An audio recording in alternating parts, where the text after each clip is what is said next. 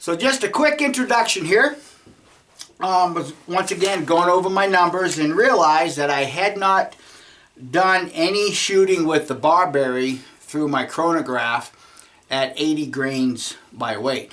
Now I've already determined in the past that Barberry is pretty dirty burning gunpowder, but this time I'm hoping as they blend with Aspen I might be able to get, well actually I don't know what the feet per second is because I never recorded it, so this will all be new for me also. So what I'm going to do is I'm going to let you know what my friend Jonathan and I did. We went and got some fresh Barberry, but I say fresh Barberry, about 2 years ago or so, part of my property had a small fire go through it and one of my larger Barberry trees got burnt. So it's been seasoning on the ground for a couple of years. But the first time that I made the Barberry gunpowder, if you can look, you can see the yellow sapwood. I don't know how well the camera's picking this up, the color. It's real windy out there and I got the overhead light on. But let me see if I can get you the end of it right here. You can see that yellow on the end as opposed to the heartwood. Now the heartwood is real dense. It really is. So this gunpowder that I'm going to be making out of Barberry is completely from the heartwood and no sapwood at all. And I'm thinking maybe the reason why that Barberry burnt so dirty is because when I made it the first time I blended both the heartwood and the sapwood. And it is a very dense charcoal, so I'll get the camera turned around. I'll show you what I have in the jars respectively. So we can visualize what 7.5 grams of Aspen is. Once again, that 7.5 grams represented in this jar. 7.5 grams of Barberry represented in this jar. And this is 15 grams combined. And so that we can kind of get a feel for what the specific gravity is of the Barberry, this is 7.5 grams of Osage orange. And I know the camera's not picking it up quite well, but I'll have my friend Jonathan here tell you which one is lighter in specific gravity.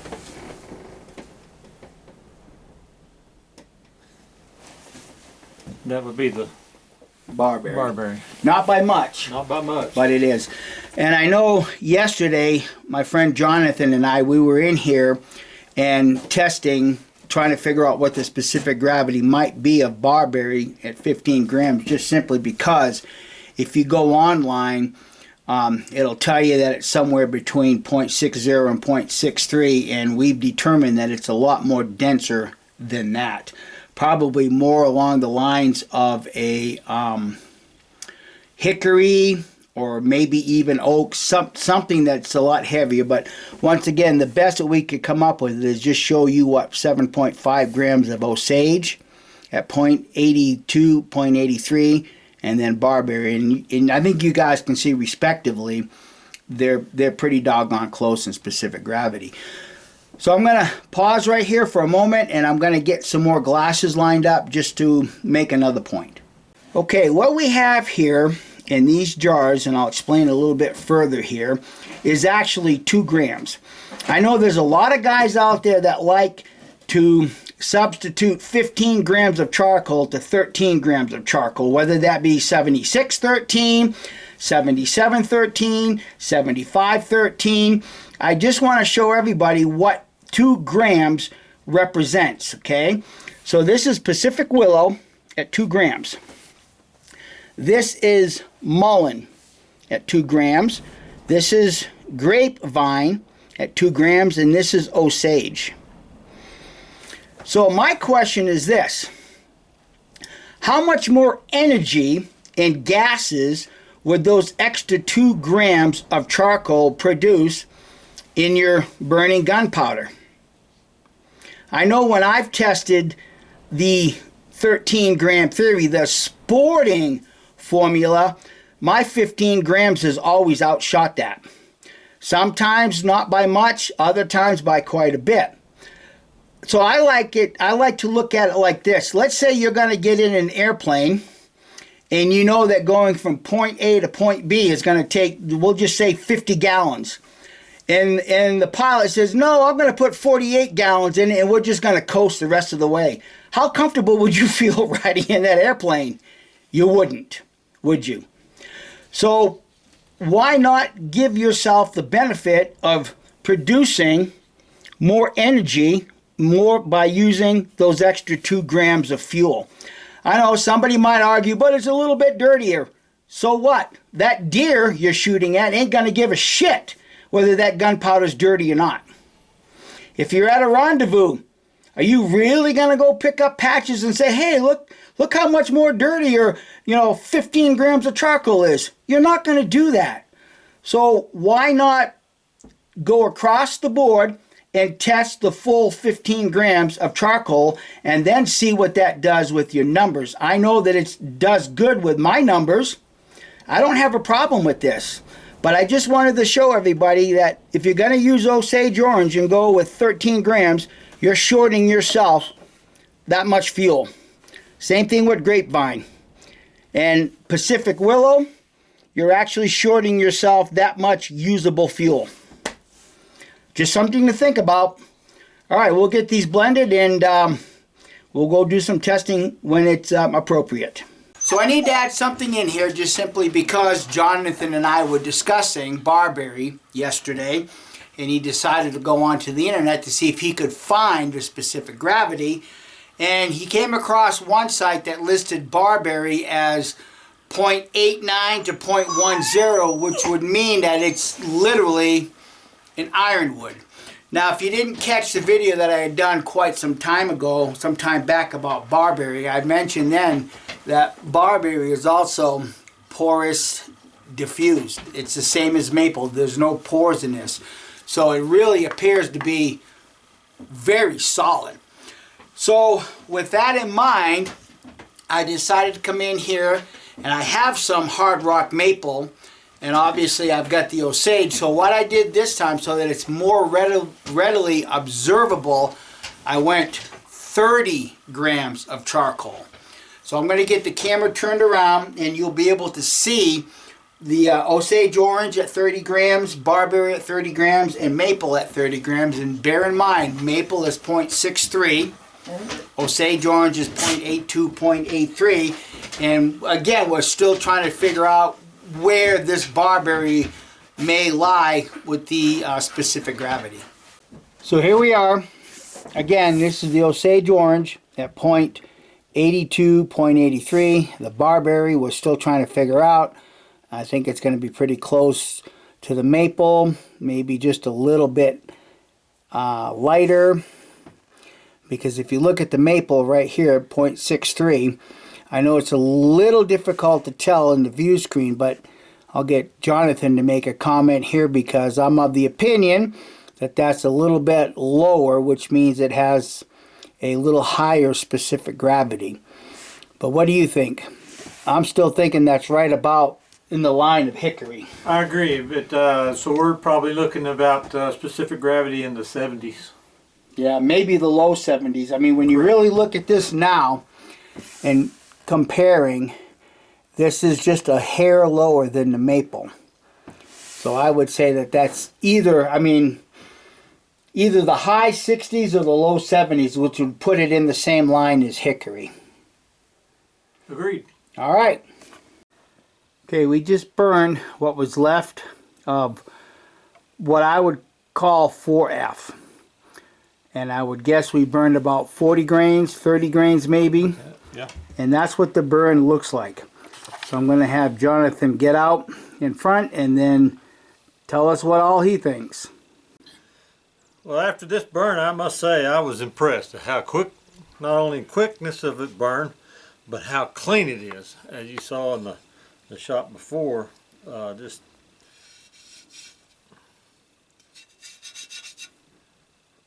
it's just clean. And then down the middle, very, very minimal coarseness, if any. It's like a super fine sandpaper that is just, there's nothing left. Okay, hold up those fingers. Let me zoom in on the fingers.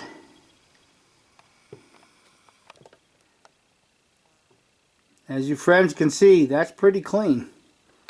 That's pretty clean. I think it's real clean. I think it's going to be really good shooting powder. Okay, now do me a favor. Yes. Just wet your finger and then run it through the center and see what's left and see what your impressions are. Came off super easy. Take a look at your finger. A little dark. You'll see a little dark. A little bit dirty. Yeah, a little dark. As quick as it went up, I think it's going to be a good burning powder. And proof will be in the testing. It'll be in the shooting. Alrighty. I guess we'll see you out at the shooting range. So just in case anybody's curious and if the sun can pick it up, once again, Barberry Aspen 50-50 blend, 80 grains by weight is actually 80 grains by volume. I'm 2 for 2 with that. If you go back to the last video, I did the same thing with Osage Orange and Aspen blend. And before I let this go, once again, it's a good blend of 2F, 3F, 4F fines, and mostly 3F.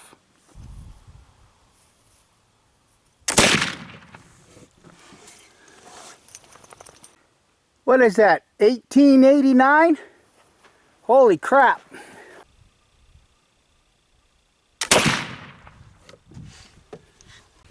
$18.35. Well, just like the first few times I tested anything with Barberry, it's a little dirty. What you can see is a buildup of powder right where the ball would be sitting. But I got good numbers and I cut that same bullet hole. Alright, get loaded up and get you another number.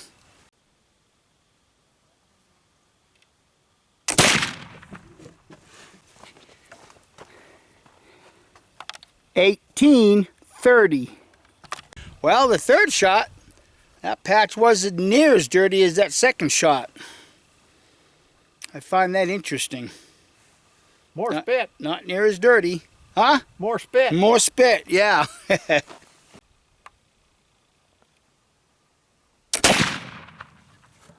$18.40.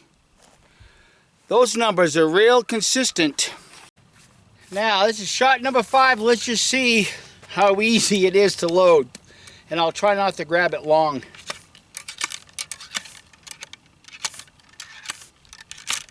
That ain't bad.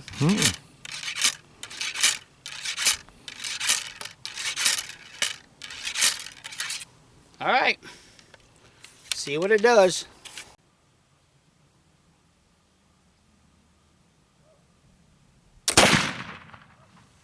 It is a little slower in the lock. I can tell that. 18.17. Well, we found that patch. And it is a little on the dirty side. But it's not like that second patch with that powder caked up underneath the ball. But once again, you know, judge for yourselves. I would take this over lower numbers and cleaner gunpowder. Wait till you see the target. There's one shot high and you're gonna hopefully understand that was me.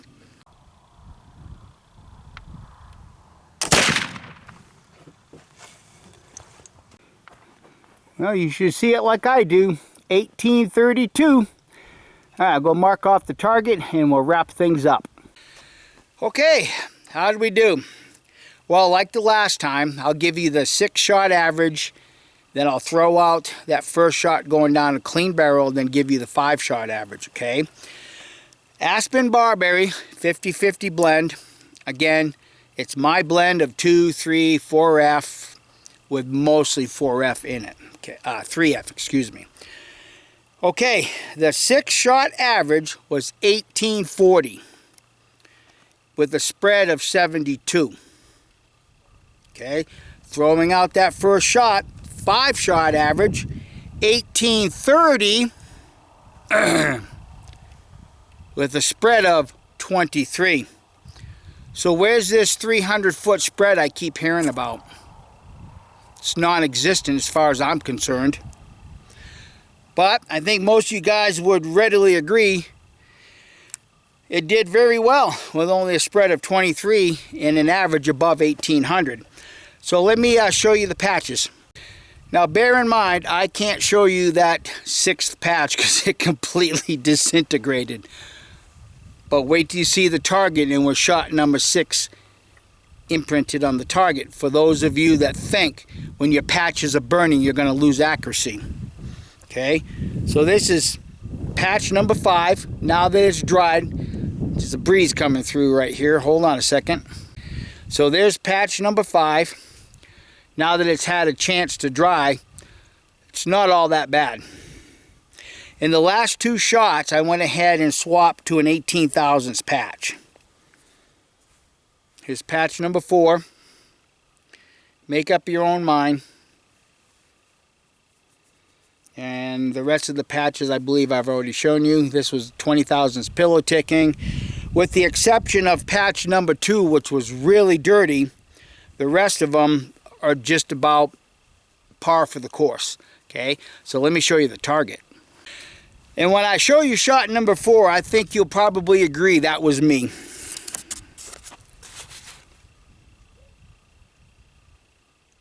See that? Everything is all within that 2-inch group except for that.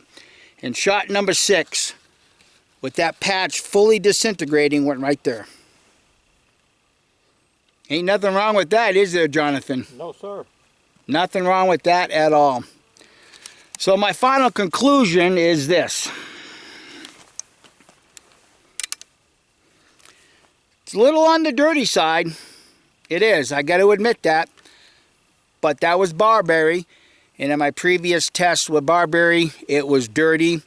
And I couldn't present any numbers because I didn't have a chronograph when I did that. I just knew it was real dirty. But I think that Aspen helped clean things up a little bit. And it didn't interfere with the grouping at all, because the first time I shot Barberry as a single source charcoal, it grouped very, very well. I like it personally. I wouldn't take it to a rendezvous because I think after 9, 10, 11 shots, you probably would get a little bit more difficult to load. But I would take this deer hunting any day of the week with that first shot being around 1889. No problems. Well, I want to thank everybody for watching, and hope you gained something from this, learned something from this, and if you like it, I hope you give it a thumbs up and share it with your bestest of buds. Bye.